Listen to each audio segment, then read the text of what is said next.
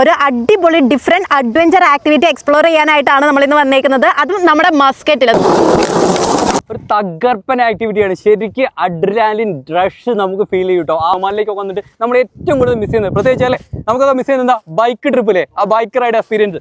നമ്മളൊക്കെ നാട്ടിൽ സ്ഥിരമായിട്ട് ബൈക്ക് റൈഡൊക്കെ അടിക്കുന്നല്ലേ, ഇത് അങ്ങനെ ശരിക്കും ബൈക്ക് ട്രിപ്പ് മിസ് ചെയ്യുന്ന ആളുകൾക്ക് ഒരു ഗോൾഡൻ ഓപ്പർച്യൂണിറ്റിയാണ്.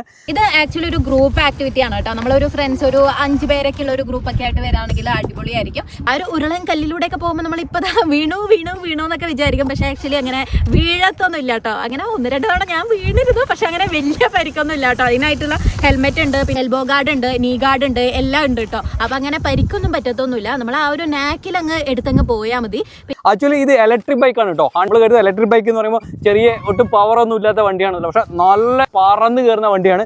ഇൻസ്റ്റന്റ് ടോർക്കാണ്, നമുക്ക് ശരിക്കും ഫീൽ ചെയ്യും. നമ്മളവിടെ ഒരു ക്യാപ്റ്റൻ ഉണ്ടാവും, എല്ലാ കാര്യങ്ങളും ഗൈഡ് ചെയ്തൊരു കക്ഷി ഉണ്ടാവും. അവരെ ഇൻസ്ട്രക്ഷൻസ് അനുസരിച്ചിട്ട് നമ്മൾ ആ പോയിന്റ് സ്റ്റാർട്ട് ചെയ്തിട്ട് ഏകദേശം ഒരു 1.5 മണിക്കൂറോളം നീളുന്ന മലകളുടെയും വാദികളുടെയും ഈ വെള്ളത്തിൽ കൂടിയൊക്കെ ആയിട്ടൊരു ജേണി. ത്രില്ലിംഗ് എക്സ്പീരിയൻസ് ആണ്. അത്ര ഒരു ബൈക്കറൊന്നുമല്ല, ആദ്യമായിട്ടല്ലേ നീ ഒരു ബൈക്ക് ഇങ്ങനത്തെ ഒരു എക്സ്പീരിയൻസ്. ഇതുപോലൊരു ബൈക്ക് എടുക്കുന്നത് ഇതുപോലൊരു എക്സ്പീരിയൻസ് ആദ്യമായിട്ട് തന്നെയാണ്. അടിപൊളി എക്സ്പീരിയൻസ് ആട്ടോ. ഞാൻ ആദ്യം എങ്ങനെയായിരിക്കും എന്നൊക്കെ വിചാരിച്ചു. കണ്ടോ, താഴെ കണ്ടാൽ തന്നെ മനസ്സിലാവും ഉരുളൻ കല്ലൊക്കെയാണ്. അപ്പൊ ഇതിലൂടെ എങ്ങനെ പോവാന്നൊക്കെ വിചാരിച്ചിരുന്നു. പക്ഷെ അടിപൊളി എക്സ്പീരിയൻസ് ആണ് കേട്ടോ.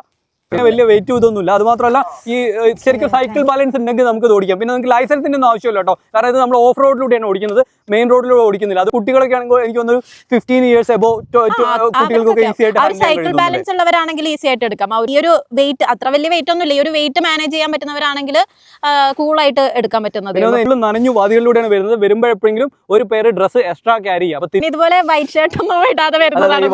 മസ്കറ്റിൽ നിന്ന് വെറും ജസ്റ്റ് 30 minutes അകലെയാണ്. അൽഖുദ് തന്നെയാണ്, മസ്കറ്റ് തന്നെയാണിത്.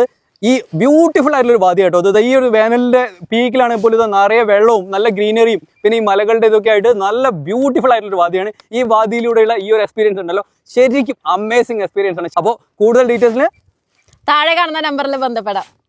അത് നമ്മൾ സ്കൂട്ടിയൊക്കെ എടുക്കുന്ന പോലെ തന്നെയാണ്. സ്ലോയിൽ പോകുമ്പോഴാണ് നമ്മൾ വീഴാനുള്ള ചാൻസ് കൂടുതൽ. അല്പം ഒരു ആക്സിലേറ്റർ കൊടുത്തിട്ട് തന്നെ പോകുന്നതായിരിക്കും. നമ്മൾ സൈഡിലേക്ക് ചെരിഞ്ഞ് വീണു എന്ന് തോന്നുകയാണെങ്കിൽ പിന്നെ നമ്മൾ ആ ഒരു ബൈക്കിൽ തൂങ്ങി പിടിച്ചിരിക്കേണ്ട കേട്ടോ. ബൈക്കിന് അങ്ങനെ അതിന്റെ പാട്ടിന് വിടാം. അല്ലെങ്കിൽ കുറച്ചൊരു ധൈര്യം വേണം കേട്ടോ. അങ്ങനെ ഒരു പേടിയുള്ള ആൾക്കാരാണെങ്കിൽ ഒരു സംശയത്തോടൊക്കെ എടുക്കുകയാണെങ്കിൽ ചിലപ്പോൾ വീണ് പോകാനും അധികം നമുക്ക് അങ്ങനെ ഒരു ധൈര്യം വരാനൊന്നും സാധ്യതയില്ല.